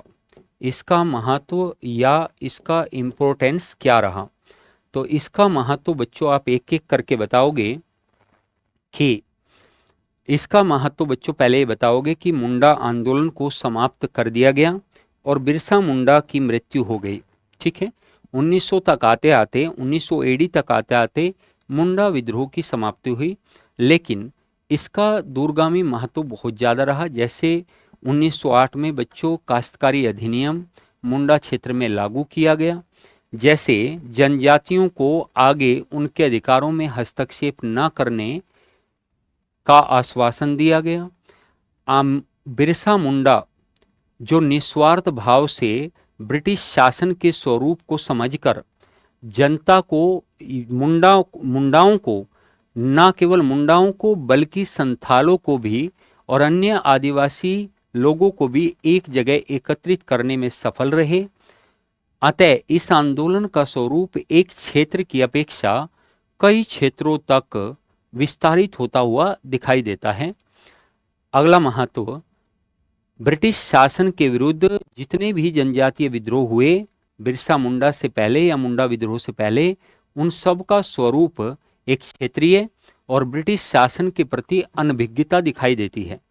वहीं बिरसा मुंडा ब्रिटिश शासन के स्वरूप को समझ पाने में सफल रहे, क्योंकि वे बिरसा मुंडा जर्मन ईसाई मिशनरी स्कूल से ही शिक्षा प्राप्त थे और उनका प्रभाव समाज पर बहुत अधिक था। बिरसा मुंडा ने न केवल जनजातियों को इकट्ठा किया, एक बड़ा आंदोलन किया, बल्कि उन्होंने एक मुंडा समाज के लिए जो जो सपना देखा था, यानी कि जो समाज में सुधार का सपना देखा था, उसके लिए भी उनका विशेष महत्व है। वे एक आदर्श समाज की स्थापना करना चाहते थे जो नैतिक मूल्यों पर आधारित हो। इस क्रम में अन्य आदिवासी आंदोलनों की अपेक्षा उसमें शराब के प्रयोग पर रोक, यानी कि शराब का प्रयोग को निषिद्ध बताया। साथ में बच्चों मद्यपान के दूसरे जो तरीके थे उनको निषिद्ध बताया। साथ में नैतिक मूल्यों के आधार पर समाज के निर्माण की बात कही गई। यानी बिरसा मुंडा का सपना केवल केवल ब्रिटिशों से आदिवासी समाज को मुक्त कराना नहीं था, बल्कि उनका मुद्दा आत्मशुद्धिकरण से भी संबंधित था। उन्होंने आत्मशुद्धिकरण पर भी बल दिया। उन्होंने कहा कि मुंडा समाज को आत्मशुद्धिकरण भी करना चाहिए और एक आदर्श मुंडा समाज की ओर बढ़ना चाहिए। महत्व विशेष तरीके से बताने पड़ेंगे प्यारे बच्चों, एक विशेष तरीके से बताने पड़ेंगे। फिर बच्चों आप पैराग्राफ 4 में आएंगे और बताएंगे कैसे उन्होंने उत्तरवर्ती आंदोलनों को प्रभावित किया। इसके बाद जितने भी बच्चों आंदोलन हुए, यहाँ तक कि राष्ट्रीय आंदोलन में भी बिरसा मुंडा को प्रेरणा के तौर पर देखा गया और उन्हें वास्तव में एक भगवान मतलब उन्नत गुणों वाला, उसके रूप में उन्हें पहचान मिली। और लास्ट में बच्चों आप करोगे पैराग्राफ 5 में एक कंक्लूड। इसे क्या करेंगे बच्चों, लास्ट में कैसे आप एक क्या कर देंगे, कंक्लूड कर देंगे। इस तरीके से बच्चों बिरसा मुंडा के आंदोलन से संबंधित विवेचना आप कर पाएंगे। ठीक है, आप कर पाएंगे। जैसे बच्चों अब एक जो क्वेश्चन है आपके सामने, वो 1857 की क्रांति से संबंधित फिर से एक क्वेश्चन आ गया। बच्चों देखिए, हम आपको बता देते हैं और आप इसको याद भी रखिएगा। इसको हम इम्पोर्टेंट की श्रेणी में रख रहे हैं इस साल बच्चों हम इसको इम्पोर्टेंट की श्रेणी में रख रहे हैं। या तो 1857 की क्रांति से 31 नंबर का क्वेश्चन होगा, या तो बच्चों बिरसा मुंडा आंदोलन से एक 38 नंबर का क्वेश्चन आपको दिखाई देगा। इसको आप याद रखिएगा, दोनों में से एक पर आधारित 38 नंबर का क्वेश्चन होगा। इसमें कोई दो राय नहीं है, आपको ये दिखाई देगा। ठीक है, तो आप देखो, अब बिहार में 1857 के विद्रोह ने स्थानीय शिकायतों के साथ साथ व्यापक राष्ट्रवादी आकांक्षाओं को भी दर्शाया। उदाहरणों के साथ चर्चा कीजिए। अब बच्चों इसको आप कैसे चर्चा करेंगे। 1857 की क्रांति का जो परिचय हमने आपको दिया था, 1857 की क्रांति का जो परिचय बच्चों हमने आपको दिया था, क्वेश्चन नंबर 3 हम सीधा लिखेंगे 1857 की क्रांति। 1857 की क्रांति या the revolt of 1857, the revolt of 1857। अब बच्चों देखो, इसको आप कैसे देखोगे। इसमें बच्चों आप पहला पैराग्राफ भूमिका के आधार पर लेकर जाओगे, यानी कि एक इंट्रोडक्शन लिखेंगे और बताओगे कि 1764 में बक्सर के युद्ध के पश्चात ब्रिटिश ने भारत में साम्राज्य विस्तार की प्रक्रिया प्रारंभ की। साम्राज्य विस्तार के क्रम में उन्होंने भारत के लगभग सभी वर्गों को प्रभावित किया और सभी क्षेत्रों को भी प्रभावित किया। बिहार भी इससे अछूता नहीं रहा। बिहार में 1857 की क्रांति के कई विशेष कारण भी देखे जा सकते हैं, जैसे जमींदारी व्यवस्था को छीना जाना, 90% से की किसान आबादी को जमींदारों के अंतर्गत जमींदारों, महाजनों और ब्रिटिशों के द्वारा उनका शोषण किया जाना। साथ में किसानों के साथ ब्रिटिश नीतियां शोषण पर आधारित थी, वो भूराजस्व ज़्यादा था वो। ठीक है, और बच्चों जबरन खाद्यान्न फसलों के उगाने के लिए भी बिहार में इस आंदोलन के प्रति रोष देखा गया। इन शब्दों को आप भूमिका में लेकर आओगे बेटा। ठीक है, तो भूमिका में आप ये शब्द लेकर आओगे, पहली बात। दूसरी बात बच्चों आप कहेंगे पैराग्राफ 2 में कि बिहार में शुरुआत कैसे हुई। तो बिहार में शुरुआत बताओगे बच्चों, बिहार में क्या बताओगे बच्चों, शुरुआत बताओगे। शुरुआत के बाद बच्चों विस्तार बताओगे। विस्तार के बाद बच्चों आप बताओगे कुंवर सिंह की भूमिका। आप बताओगे कुंवर सिंह की भूमिका। आप बताओगे कुंवर सिंह की क्या बच्चों, भूमिका।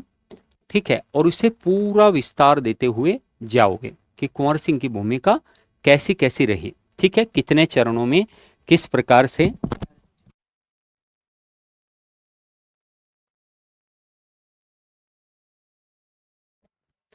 कुंवर सिंह की भूमिका, अब देखो, हाँ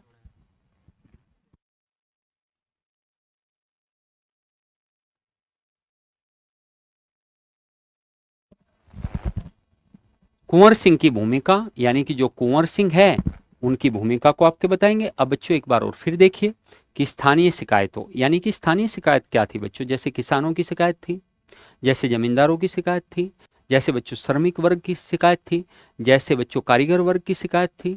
ये क्या है, ये स्थानीय शिकायत है। जैसे बच्चों सैन्य वर्ग की शिकायत थी, सैन्य वर्ग की शिकायत को आप राष्ट्रीय स्तर पर जोड़ लो और बिहार के स्तर पर भी जोड़ लो। नहीं जोड़ोगे, कैसे नहीं जोड़ोगे भाई, बिहार के स्तर पर आपको ऐसे जोड़नी पड़ेगी कि चर्बी लगे कारतूसों का प्रयोग केवल और केवल राष्ट्रीय स्तर पर नहीं था बल्कि बिहार में भी दिखाई देता है। क्यों बच्चों, दानापुर की घटना और जो आंदोलन की शुरुआत हुई 3 रेजिमेंट में जो विद्रोह हुए उसकी बात, तो स्थानीय शिकायतों के साथ साथ व्यापक राष्ट्रवादी आकांक्षाओं को भी दर्शाया। फिर बच्चों आप कुंवर सिंह की भूमिका को बताते हुए आप बताओगे, सॉरी, कुंवर सिंह की भूमिका को आप बताते हुए आप बताओगे बच्चों कि कुंवर सिंह का रोल विशेष रूप से क्या रहा, और आप इस बात पर गहरा बल दोगे कि इसे राष्ट्रीय स्वरूप देने में वो कैसे सफल रहा। बच्चों देखिए, राष्ट्रीय स्वरूप देने का अर्थ क्या है। राष्ट्रीय स्वरूप देने का अर्थ है कि इसे राष्ट्रीय रूप से जोड़ देना। तो बच्चों इसे ऐसे जोड़ा, पहली बात तो आजमगढ़ अतरोलिया के संघर्ष के बाद कुंवर सिंह जब बच्चों वहां से निकलते हैं जगदीशपुर से, तो बच्चों वे इधर उधर भटकते हैं। ठीक है, और इधर उधर भटकने के दौरान वे नाना साहब से मिलते हैं। ठीक है, उनके साथ एकता स्थापित करने में और ब्रिटिश शासन का विरोध करने की योजना बनाते हैं कि ब्रिटिश शासन का विरोध किया जाएगा। तो बच्चों एक ये क्षेत्रीय स्वरूप को तोड़ता हुआ नजर आता है कि देखो व्यापक स्वरूप की तरफ जा रहा है क्षेत्रीय स्वरूप को तोड़कर। दूसरा बच्चों, बिहार के प्रत्येक वर्ग की भागीदारी और ब्रिटिश शासन का जो उच्चतम निकाय है यानी कि जो आपके कैनिंग है, कैनिंग बच्चों इस बात से बहुत ज्यादा उदास हो गए कि भाई कुंवर सिंह के रिवोल्ट को नहीं दबाया जा रहा है, 80 वर्ष के व्यक्ति के रिवोल्ट को नहीं दबाया जा रहा है। तो आप बताओगे कि कैसे एक राष्ट्रीय पहचान बनाने में सफल रहे कुंवर सिंह, कैसे राष्ट्रीय पहचान बनाने में सफल रहे कुंवर सिंह। तो ये आपको बताना है। राष्ट्रवादी आकांक्षाओं को मैंने बताना है। उदाहरणों के माध्यम से बच्चों आप बताते भी चले जाओगे कि भाई उदाहरण वास्तव में देखो इसके क्या क्या देखे जा सकते हैं।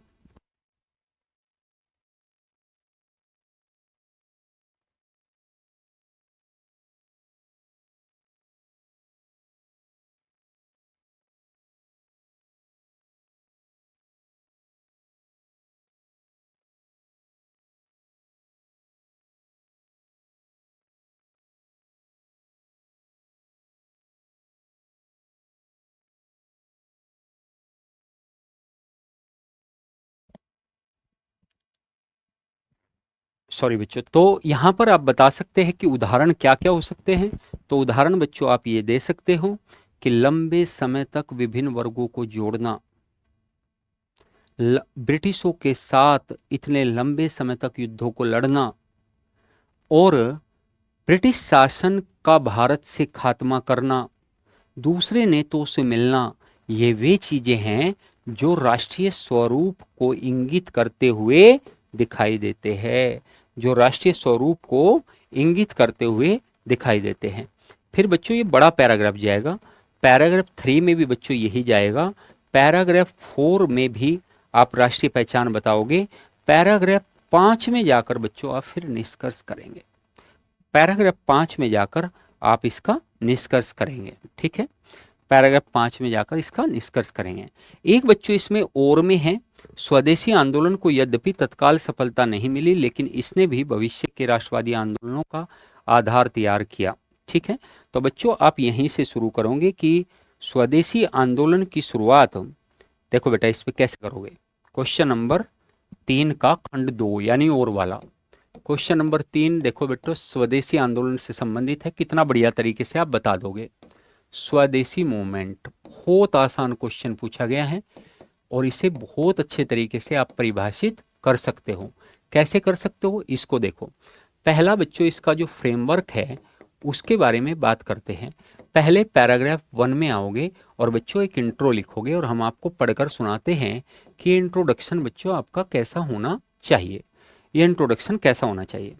तो आप कहोगे कि 1906 में स्वदेशी आंदोलन की शुरुआत वास्तव में बंगाल विभाजन के विरोध में हुई थी, परंतु शीघ्र ही इसका उद्देश्य परिवर्तित होकर भारत में स्वराज की मांग पर केंद्रित हुआ।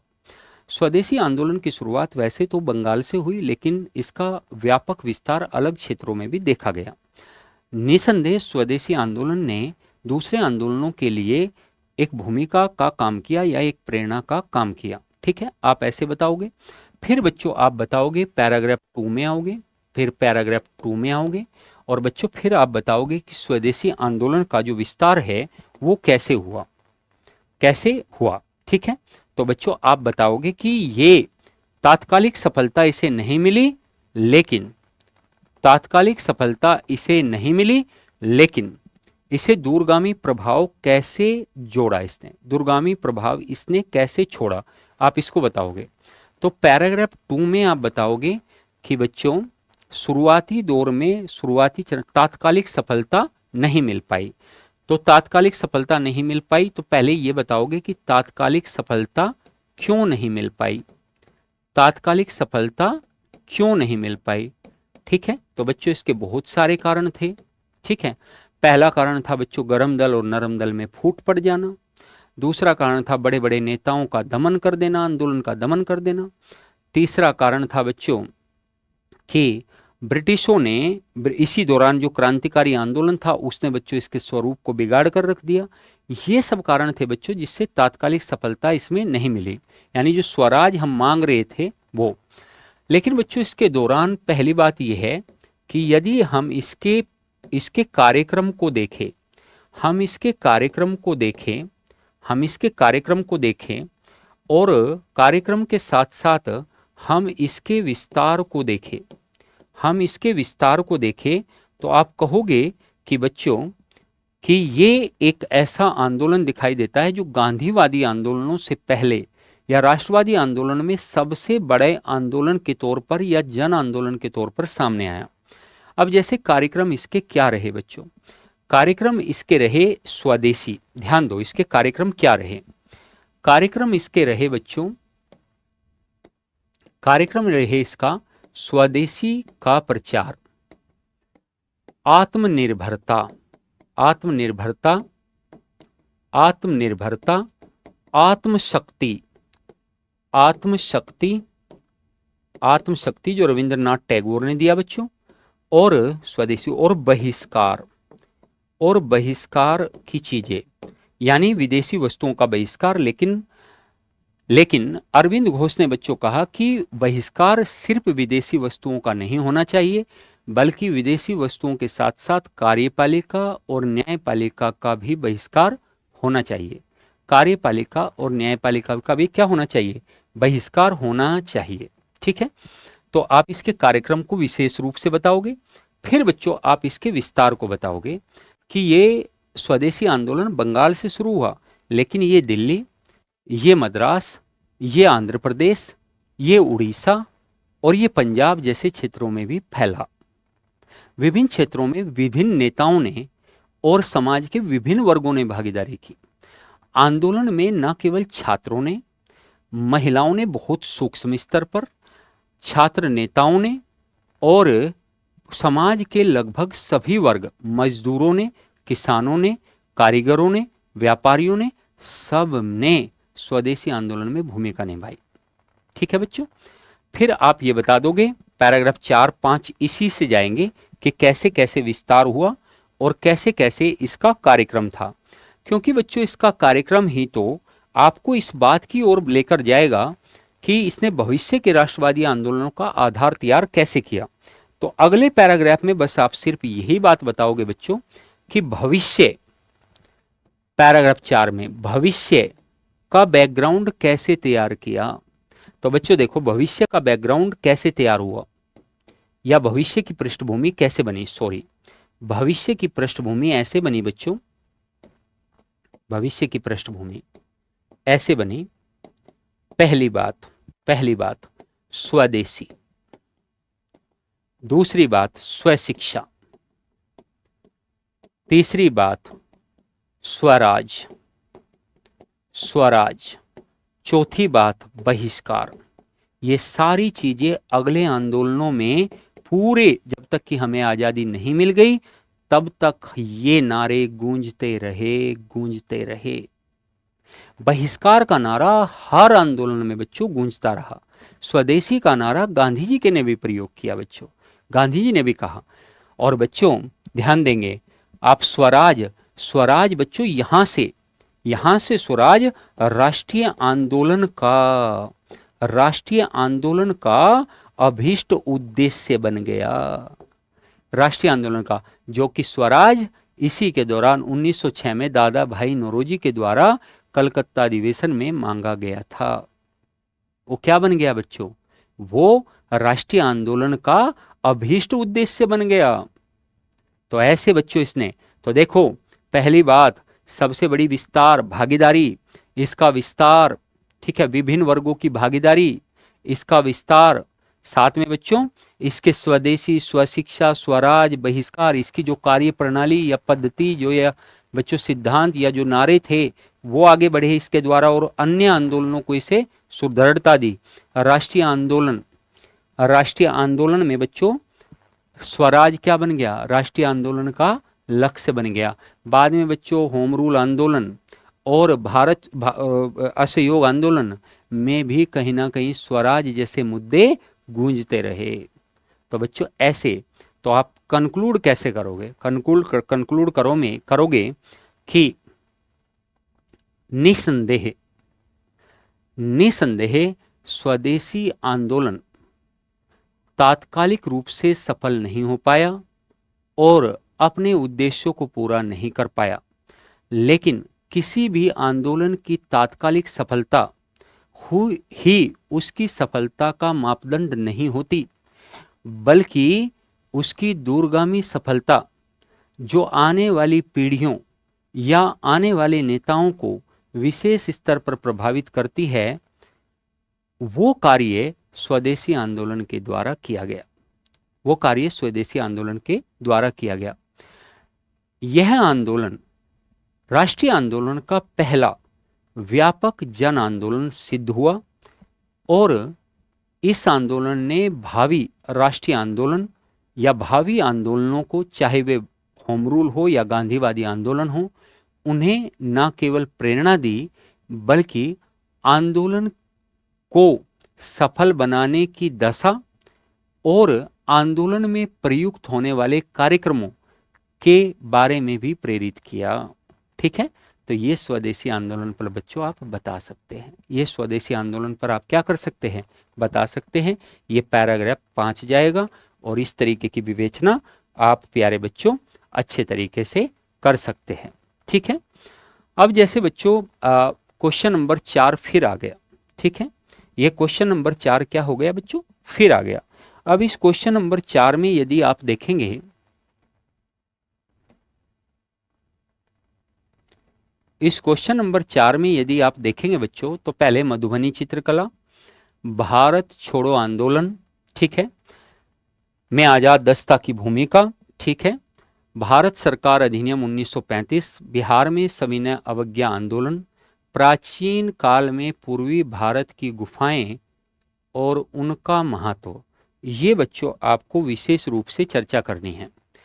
तो प्यारे बच्चों हमने एक खंड को अच्छे तरीके से देख लिया और इस पर चर्चा अच्छे तरीके से कर ली। आपको बताया कि आंसर लेखन आप किस तरीके से बहुत शानदार रूप में कर सकते हैं। साथ ही आप कॉन्फिडेंस या आत्मविश्वास के साथ बच्चों, आपने जो कंटेंट आपके पास है उसके आधार पर भी भले ही क्वेश्चन को कितना भी घुमाया फिराया जाए, आप एक अच्छा उत्तर लिख सकते हैं, क्योंकि कंटेंट वही है और प्रामाणिक है। बस आपको 2-3 चीज़ों का ध्यान देना है। एक आपका फ्रेमवर्क क्वेश्चन की डिमांड के आधार पर तय होना चाहिए। आपकी भाषा में सरलता और स्पष्टता दिखाई देनी चाहिए। आपके पैराग्राफ छोटे होने चाहिए। आप कहीं कहीं बुलेट का प्रयोग करें, बुलेट पॉइंट का, और कहीं कहीं मतलब आप जो है पैरा का प्रयोग करें। साथ में आप वर्तनी अशुद्धिकरण ना करें। यदि आप ये सारी चीज़ें कर लेते हैं मेरे प्यारे बच्चों, तो आप एक बहुत बेहतर आंसर लिख पाने में सफल होंगे। प्यारे बच्चों, आंसर लिखना कोई एक ऐसी प्रक्रिया नहीं है जिसे आप एक दिन में बहुत शानदार तरीके से करना सीख जाते हैं, बल्कि बच्चों आंसर लेखन या उत्तर लेखन का जो कार्य है वो आप धीरे धीरे रोज अभ्यास करने के साथ ही आगे बढ़ा सकते हैं, ठीक है, और उसमें पारंगतता हासिल कर सकते हैं। एक्यूरेसी एक दिन में नहीं आएगी, अतः एक आंसर में समय लग जाता है तो चिढ़ना नहीं है, इरिटेट होना नहीं है, वापस प्रयास करना है। बार बार प्रयास करने से ही आपको सफलता मिलेगी, ठीक है बच्चों। तो आज मैं यहीं इस डिस्कशन को विराम दूंगा, ठीक है। कुछ डिस्कशन बच्चों हम अगले पार्ट में इसका कर लेंगे और विशेष रूप से आपको समझा देंगे, ठीक है, क्योंकि क्वेश्चन को विस्तार से समझाना ही ठीक होता है, जैसे हमने सभी अभी आपको समझा है। पूरा कंटेंट बोलना बच्चों, आप पता है आपको, बिल्कुल भी पॉसिबल नहीं है, बट हम फ्रेमवर्क के आधार पर पहले पैराग्राफ में क्या लिखो, दूसरे में क्या लिखो, तीसरे में क्या लिखो, चौथे में क्या लिखो, पांचवें में क्या लिखो, ये सब आपको बताया है पूरे क्वेश्चंस में जितने हमने किए हैं, ठीक है। तो आप बच्चों इस तरीके से लिखेंगे तो सफलता मिलेगी, ठीक है। तो आज के लिए इतना ही है। थैंक यू सो मच, बहुत बहुत धन्यवाद, बहुत बहुत धन्यवाद।